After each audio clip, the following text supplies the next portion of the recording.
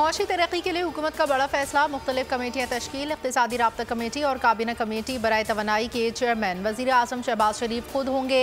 वज़ीर ख़जाना, वज़ीर इक़्तिसादी उमूर, वज़ीर तिजारत, वज़ीर पावर, वज़ीर पेट्रोलियम और वज़ीर प्लानिंग ECC के रुकन होंगे।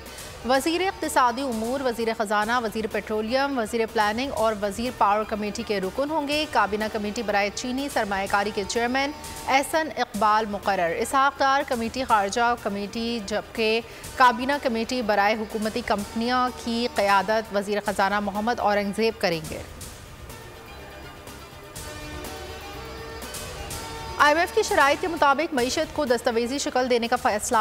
टैक्स नेट बढ़ाने के लिए नेशनल डाटा वेयर हाउस की तैयारी। मुतालिका डाटा इस्तेमाल करने का इख्तियार सिर्फ FPR के पास होगा। नेशनल रिटायर्ड हाउस का मकसद टैक्स नादहिंदगान की मालूमात जमा करना है। नादरा कमर्शियल बैंकों समेत मुख्तलिफ इदारों से डाटा इकट्ठा किया जाने लगा। सूबों की मदद भी ली जा रही है।